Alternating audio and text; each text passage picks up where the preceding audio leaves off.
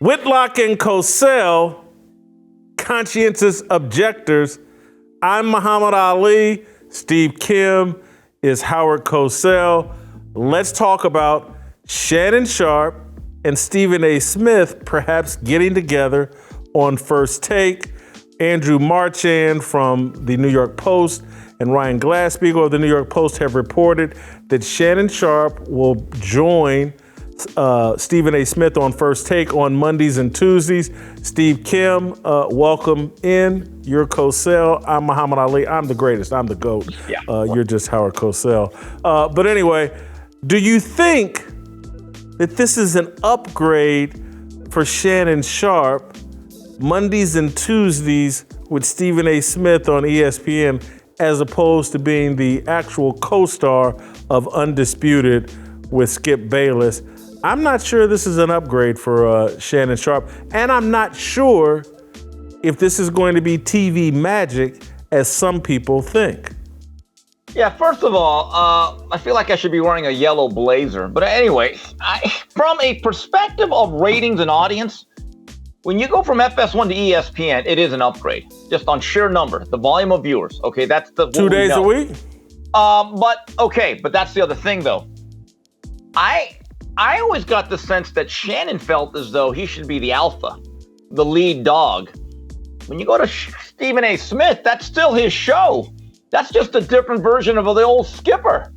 What is the difference? And now here's the interesting dynamic, Jason. In my view, the problem that started to really become public and really apparent with Skip and Shannon was it became way too contentious and way too personal, and it got tense and uncomfortable. Now, the flip side is this thing might be the 180. This thing might become too chummy and friendly. There's no balance there. And I've said it, and again, I know I'm biased for this guy. I believe that Michael Irvin, Stephen A. Smith have proven to be magic. Now, you could say, well, Michael Irvin only did football. Hey, guys, Shannon Sharpe only really does football, and LeBron, okay, does LeBron. So I don't know if they've hit that perfect balance. I'm not so sure, and I'm going to use an old NBA analogy here. I'm not so sure this is Earl Monroe and Walt Frazier here teaming up with the Knicks. I don't see it. No, I'm going to give you the basketball analogy. You know who this is? This is George McGinnis and Dr. J, and that experiment failed with the Philadelphia 76ers.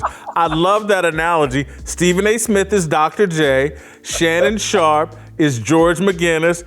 Ball hog, doesn't know how to play with another great player. I think Shannon Sharpe, and I say this with some positivity, I think Shannon Sharpe is actually a solo act. When I watch him on Club Shay Shay, I'm telling you, that's the best version of Shannon Sharpe. When I watch him opposite Skip Bayless, and I think it'll be even more true with Stephen A. Smith, it's all shtick. It's all gimmick. Yeah. It's all over the top. Can I really believe what he's saying? Is he gonna be sitting there with a do-rag on and pretending like he's drinking Hennessy? And I know he's now started drinking and smoking Black and Milds and doing his whole little I'm the extra black uncle, I'm Fred Sanford. Is he gonna be doing that shtick? More of it on ESPN, and I'm not sure if it's going to work at ESPN.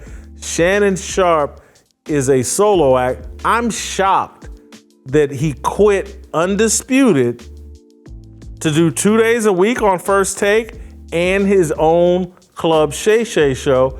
I'm telling you, I like Club Shay Shay. I thought he would be trying to get some Pat McAfee-like deal from ESPN to do Club Shay Shay on the worldwide leader. Okay, as long as he's not James Harden, there's a shot here. But I do have a question since I'm not from the community. Does that extra black uncle always have a Becky? That's the question. But anyway, back to the subject matter. You know what this reminds me of? And I watched a very good documentary on Netflix about a month ago. I didn't think I'd enjoy it as much as I did. This reminds me of George Michael having to depart from Andrew Ridgeley and Wham.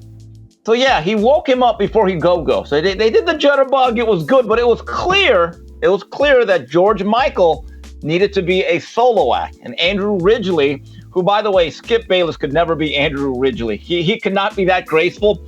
But George Michael, it was understood that, man, you're a unique talent and you need to go solo. And obviously it worked out, at least career-wise, if not personally.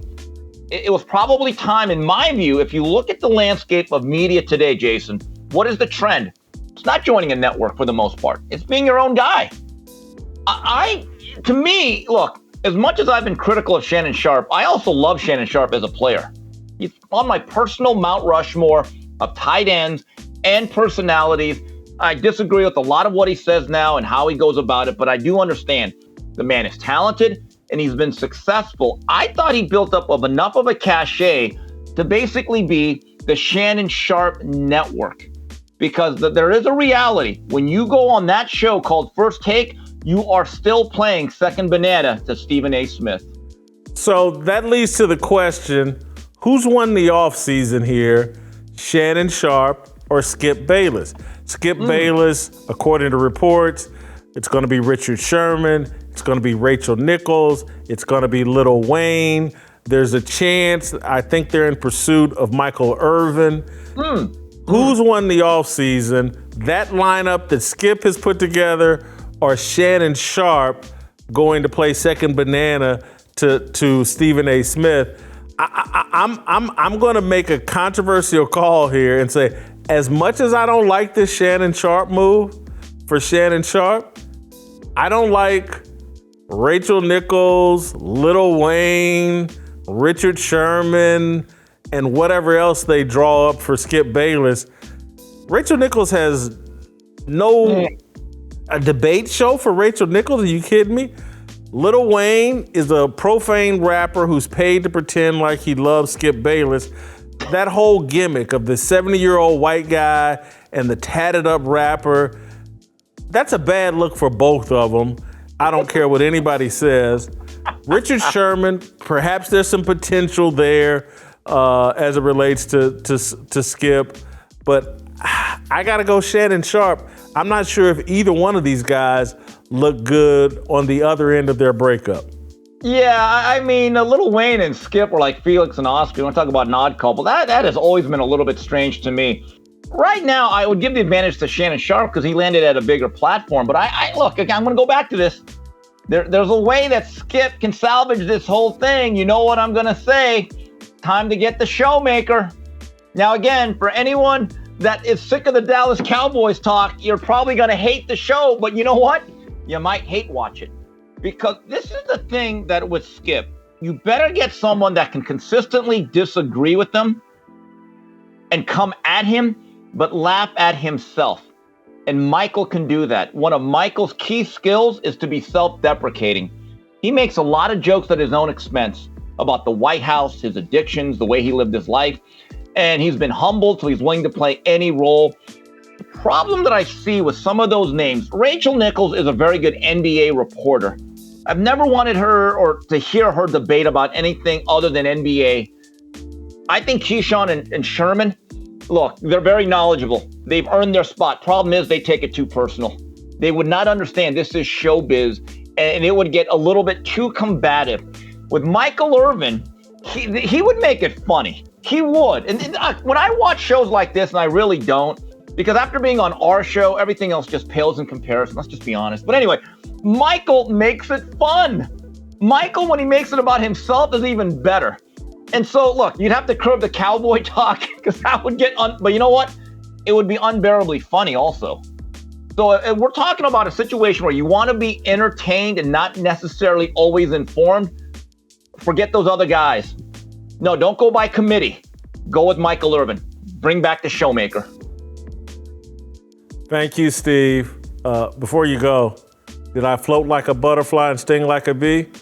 I don't know if you can float like a butterfly, but I know you stung like a wasp or a roach. I'm not going to give you that other one. But again, give me that yellow blazer. You know the address. You can put ABC Sports on it or Fearless. Put a Fearless thing on it. I'll wear it every segment, just like this. I'll play the role.